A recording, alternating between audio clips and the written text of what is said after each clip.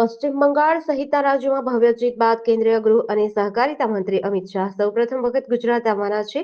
આગામી 16 અને 17 મેના રોજ અમદાવાદ અને ગાંધીનગર ખાતેના કાર્યક્રમમાં હાજરી આપશે। મ્યુનિસિપલ કોર્પોરેશનના નવનિયુક્ત કોર્પોરેટરોને મળશે। અમદાવાદ અને ગાંધીનગર લોકસભાના વિકાસ કાર્યોને લઈને મ્યુનિસિપલ કોર્પોરેશનના અધિકારીઓ સાથે બેઠક કરશે। કેન્દ્રીય ગૃહમંત્રી અમિત શાહની હાજરીમાં અમદાવાદના મેયર સહિતના મુખ્ય 5 પદાધિકારીઓની વરણી કરવામાં આવે તેવી શક્યતા છે। ગાંધીનગર લોકસભાના સાંસદ અને કેન્દ્રીય ગૃહમંત્રી અમિત શાહ આગામી 16 અને 17 મેના રોજ અમદાવાદ આવશે। પશ્ચિમ બંગાળ સહિતના રાજ્યોમાં ભાજપની ભવ્ય જીત અને રાજ્યના સ્થાનિક સ્વરાજ્યની ચૂંટણીઓ બાદ પ્રથમ વખત ગૃહમંત્રી ગુજરાત આવી રહ્યા છે। રાજ્યમાં તમામ મહાનગરપાલિકાઓ, નગરપાલિકાઓ, જિલ્લા પંચાયતો અને તાલુકા પંચાયતોમાં પ્રમુખ અને મુખ્ય પદાધિકારીઓની નિમણૂકો હજુ બાકી છે। ત્યારે ગૃહમંત્રીના ગુજરાત પ્રવાસ દરમિયાન નામોની જાહેરાત થાય તેવી શક્યતા છે। રાજ્ય સરકારના સામાન્ય વહીવટ વિભાગ દ્વારા બુધવારે વહેલી સવારે આઈએએસ અધિકારીઓની મોટી બદલીનો આદેશ જાહેર કર્યો છે। રાજ્યભરમાં કુલ 72 આઈએએસ અધિકારીઓની બદલી અને નવી નિમણૂકો કરવામાં આવી છે। આ ફેરફારોમાં અનેક જિલ્લા કલેક્ટર, મ્યુનિસિપલ કમિશનર તેમજ વિવિધ સરકારી નિગમોના ઉચ્ચ અધિકારીઓનો સમાવેશ થાય છે। સરકારના આ નિર્ણયને વહીવટીતંત્રમાં મોટા રીશફલ તરીકે જોવાઈ રહ્યું છે। આ બદલીઓમાં તાજેતરમાં જ નવી બનેલી 9 મનપાની પહેલીવાર ચૂંટણી યોજાઈ હતી। આ 9માંથી 8 મનપાના મ્યુનિ કમિશનરની બદલી કરવા નવા કમિશનર મૂકવામાં આવ્યા છે। જ્યારે પોરબંદર મનપાના કમિશનરની બદલી કરવામાં નથી આવી। 1.5 વર્ષ પહેલા નવી બનાવવામાં આવેલી મહાનગરપાલિકાઓમાં મ્યુનિસિપલ કમિશનરોની બદલી કરવામાં આવી છે। નવા મ્યુનિસિપલ કમિશનર આવ્યા બાદ સૌપ્રથમ વખત મેયર સહિતના પદાધિકારીઓની નિમણૂક કરવામાં આવશે। પ્રધાનમંત્રી નરેન્દ્ર મોદી દ્વારા ઈંધણનો જરૂર પૂરતો ઉપયોગ કરવા આપવામાં આવેલા સંદેશ બાદ ગુજરાત સરકારે મહત્વનો નિર્ણય લીધો છે। રાજ્ય સરકાર દ્વારા હવે માત્ર સીએમ અને ડીવાય સીએમને જ કોન્વોય સુવિધા આપવામાં આવશે, જ્યારે અન્ય તમામ મંત્રીઓને નોન કેટેગરીમાં રાખવામાં આવ્યા છે। સાથે જ રાજ્યપાલ પણ હવે પોતાની દરેક યાત્રા એસટી બસ અને ટ્રેનમાં કરશે। કોન્વોય સિવાય કયા નેતાઓને અને મંત્રીઓની કઈ સુવિધાઓમાં ફેરફાર અને ઘટાડો થયો છે તે જાણીએ। પેટ્રોલ ડીઝલની બચત, ટ્રાફિક વ્યવસ્થામાં સરળતા અને સરકારી ખર્ચ ઘટાડવાના હેતુથી આ નિર્ણય લેવાયો હોવાનું મનાઈ રહ્યું છે। સરકારના આ પગલાને સાદગી અને સંસાધનોના સંયમિત ઉપયોગ તરફના પ્રયાસ તરીકે જોવામાં આવી રહ્યું છે। અમરેલી જિલ્લામાં રાજુલા ખાતે 22 કરોડના ખર્ચે નિર્મિત અત્યાધુનિક 108 બેડની હોસ્પિટલના ટ્રોમા સેન્ટરનું લોકાર્પણ કરવા પહોંચેલા મુખ્યમંત્રી ભૂપેન્દ્ર પટેલે વડાપ્રધાન નરેન્દ્ર મોદીની વીઆઈપી કલ્ચર ઘટાડવાની અપીલને અક્ષરશઃ સાર્થક કરી બતાવી છે। સામાન્ય રીતે 10થી વધુ વાહનોના લશ્કરી કાફલા સાથે ફરતા મુખ્યમંત્રીએ શિસ્તનું ઉદાહરણ પૂરું પાડતા માત્ર 2 જ કાર સાથે રાજુલા પહોંચીને સૌને ચોંકાવી દીધા હતા। કેન્દ્ર સરકારે સોના અને ચાંદીની આયાત પર લાગતી ડ્યુટી 6% વધારીને 15% કરી દીધી છે। બુધવારે જારી કરાયેલા આ આદેશ બાદ આજે એટલે કે 13 મેના રોજ સોના ચાંદી બજારમાં સોનું 9,000 અને ચાંદી 22,000 રૂપિયા મોંઘી થઈ ગઈ છે। 10 ગ્રામ સોનાનો ભાવ 1,60,000 અને 1 કિલો ચાંદીનો ભાવ 2,87,000 રૂપિયા પર પહોંચી ગયો છે। સરકારનો હેતુ વિદેશી ખરીદી ઘટાડવાનો અને દેશના વિદેશી મુદ્રા ભંડાર પર પડી રહેલા દબાણને ઓછું કરવાનો છે।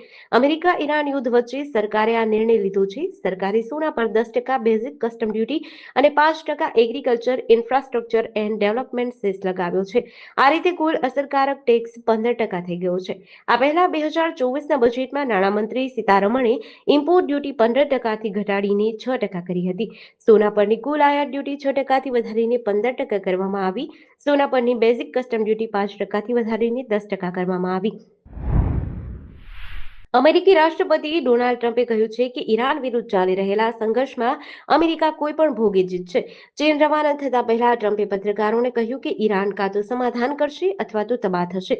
તેમણે કહ્યું કે અમેરિકા પાસે પરિસ્થિતિ સંભાળવા માટે દરેક વિકલ્પ ઉપલબ્ધ છે। ટ્રમ્પે કહ્યું કે ચીનના રાષ્ટ્રપતિ શી જિનપિંગ સાથેની તેમની વાતચીતમાં ઈરાન યુદ્ધ અને હોર્મોઝ સ્ટ્રેટ સંકટ પર ચર્ચા થશે। જો કે તેમણે કહ્યું કે વેપાર બંને નેતાઓની બેઠકનો મુખ્ય મુદ્દો હશે। અલ જઝીરાના રિપોર્ટ અનુસાર અમેરિકાએ 74 દિવસના યુદ્ધમાં અત્યાર સુધીમાં ઓછામાં ઓછા 29 અબજ ડોલર ખર્ચ કર્યા છે। આ ખર્ચ ફક્ત હથિયારો અને સૈન્ય ઉપકરણો પર થયો છે। તેમાં સૈન્ય ઠેકાણાઓને થયેલા નુકસાનનો ખર્ચ સામેલ નથી। અમેરિકી રક્ષા મંત્રી પેટ હેગસેથ કોંગ્રેસ પહોંચ્યા અને વધારાના રક્ષા બજેટની માંગ કરી। તેમણે કહ્યું કે વિશ્વની સૌથી પ્રભાવી સૈન્ય શક્તિ બની રહેવા માટે અમેરિકાને 1.5 લાખ કરોડ ડોલરની જરૂર છે। મોરબીમાં જૂના બસ સ્ટેન્ડ પાછળ આવેલા મચ્છીપેટ વિસ્તારમાં મહાપાલિકા દ્વારા દબાણ હટાવ ઝુંબેશ હાથ ધરાઈ હતી. આ કાર્યવાહીમાં વેપારીઓ દ્વારા કરાયેલા કાચા પાકા દબાણો દૂર કરાયા હતા. મોરબી મહાનગરપાલિકાના ડેપ્યુટી કમિશનર સંજય સોની સહિતની ટીમે સ્થળ પર પહોંચીને રોડ સાઇડના દબાણો હટાવવાની કામગીરી શરૂ કરી હતી. જે દબાણો બાકી હતા તે તમામ જેસીબીની મદદથી દૂર કરાયા હતા. ડેપ્યુટી કમિશનરે જણાવ્યું કે આ વિસ્તારમાં દબાણો દૂર કરવા માટે 2 દિવસ પહેલા સોમવારે નોટિસ આપવામાં આવી હતી. નોટિસ મળતા કેટલાક વેપારીઓએ પોતાના દબાણો જાતે જ દૂર કર્યા હતા. જોકે જે બાકી રહેલા ઓટલા છાપરા સહિતના દબાણો હતા તેને આજે મહાપાલિકાની ટીમે જેસીબી દ્વારા તોડી પાડ્યા હતા. મહત્વનું છે કે મોરબીમાં દર બુધવારે મહાપાલિકા દ્વારા કોઈ ને કોઈ વિસ્તારમાં રોડ રસ્તાની સાઈડમાં થયેલા દબાણો દૂર કરવાની કામગીરી કરવામાં આવે છે. બોટાદ જિલ્લાના ગઢડા નજીક આવેલા બોટાદ રોડ પર આજે એક ખાનગી લક્ઝરી બસ પલટી જતા અરેરાટી વ્યાપી ગઈ હતી. સુરતથી મુસાફરોને લઈને બાબરા જઈ રહેલી ગોપીનાથજી દર્શન નામની લક્ઝરી બસને નડેલા આ અકસ્માતમાં 15થી વધુ મુસાફરોને નાની મોટી ઈજા થઈ હતી. સદનસીબે આ ઘટનામાં કોઈ જાનહાનિ થઈ નથી. આ અકસ્માતની ઘટના ગઢડામાં રિલાયન્સ પેટ્રોલ પંપ નજીક બની હતી. બસ પૂરઝડપે જતી હતી તે દરમિયાન ચાલકે અચાનક સ્ટીયરિંગ પરથી કાબુ ગુમાવ્યો હતો. પરિણામે બસ માર્ગ પરથી નીચે ઉતરી ગઈ બાજુમાં આવેલા ખાડિયામાં પલટી ગઈ હતી. બસ પલટતા જ મુસાફરોમાં નાસભાગ અને ચીસાચીસ મચી ગઈ હતી. પોલીસે અકસ્માતગ્રસ્ત બસને કારણે ખોરવાયેલા ટ્રાફિકને હળવો કરી અકસ્માત કેવી રીતે થયો તે દિશામાં તપાસ હાથ ધરી છે. ભાવનગર પેરોલ ફ્લો સ્કોરી બાતમીના આધારે સિત્સર ચોકડી પાસે ટ્રાવેલ્સ બસ રોકી તપાસ કરતા પાછળની ડિક્કીમાંથી પ્લાસ્ટિકમાં વીંટાળેલા 8 પાર્સલમાંથી ઇંગ્લિશ દારૂનો જથ્થો મળી આવ્યો હતો. પોલીસે રૂપિયા 63,000થી વધુનો મુદ્દામાલ કબજે લઈ બસના 2 ડ્રાઈવર અને ક્લીનરની પૂછપરછ હાથ ધરી હતી. તપાસમાં દારૂનો જથ્થો મુંબઈ કાશ્મીરા ખાતેથી ઇનોવા કાર મારફતે મોકલાયો હોવાનું અને જાફરાબાદના ટીંબી ગામે પહોંચાડવાનો હોવાનું સામે આવતા પેરોલ ફ્લો સ્કોડે વરતેજ પોલીસ મથકમાં દારૂ સપ્લાય કરનાર અને મંગાવનાર શખ્સો સામે પ્રોહિબિશન એક્ટ હેઠળ ગુનો નોંધી તપાસ હાથ ધરી છે. પોલીસે બસના ડ્રાઈવર તેમજ ક્લીનરને દારૂના મુદ્દામાલ અંગે પૂછપરછ કરી ત્યારે જણાવ્યું કે આ ઇંગ્લિશ દારૂ ભરેલ પાર્સલો મુંબઈ કાશ્મીરા ખાતે એક ઇનોવા કાર વાળો વ્યક્તિ આપી ગયો હતો અને આ પાર્સલ જાફરાબાદના ટીંબી ગામે માણસ આવી લઈ જશે તેમ કહ્યું હતું. સલાબતપુરા પોલીસ સ્ટેશનમાં નોંધાયેલા ગૌમાંસના ગુનામાં છેલ્લા લાંબા સમયથી નાસ્તા ફરતા રીઢા આરોપી રઈશ ઉર્ફે ભૂખડ મતીશ શેખને સુરત ક્રાઇમ બ્રાન્ચે બાતમીના આધારે ડિંડોલી ઇકલેરા રોડ પર આવેલી અલમદીન સોસાયટીના નાકેથી ઝડપી પાડ્યો છે. 50 વર્ષીય રઈશ ખાટકી વર્ષોથી આ અસામાજિક પ્રવૃત્તિમાં સંકળાયેલો છે.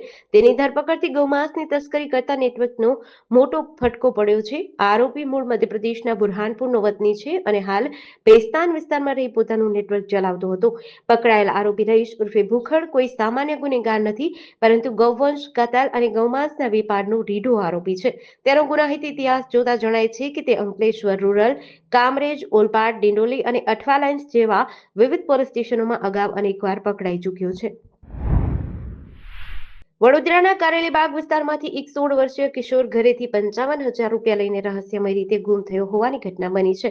સગીરની માતાએ આ અંગે છાણી પોલીસ સ્ટેશનમાં ફરિયાદ નોંધાવતા પોલીસે અપહરણનો ગુનો દાખલ કરી કાયદેસરની તપાસ શરૂ કરી છે. કલ્યાણનગર નવીનગરીમાં રહેતા રાજકુમારીબેન ગજેરા ફતેગંજની એક હોટલમાં રસોઈ કામ કરી પરિવારનું ગુજરાન ચલાવે છે. ગત 9 મેના રોજ તેઓ કામ પર ગયા હતા ત્યારે તેમનો ધોરણ 9માં ભણતો પુત્ર રોહન ઘરે એકલો હતો. રાત્રે જ્યારે તેઓ પરત ફર્યા ત્યારે પુત્ર ઘરે જોવા મળ્યો ન હતો. તપાસ કરતા જાણવા મળ્યું કે તિજોરીમાં રાખેલા રૂપિયા 70,000 માંથી રૂપિયા 55,000 ગાયબ હતા અને પુત્રનો મોબાઈલ ફોન પણ સ્વિચ ઓફ આવતો હતો. પોલીસે છાયાપુર સ્ટેશનના સીસીટીવી ફૂટેજ અને મોબાઈલ લોકેશનના આધારે સગીરની શોધખોળ હાથ ધરી છે.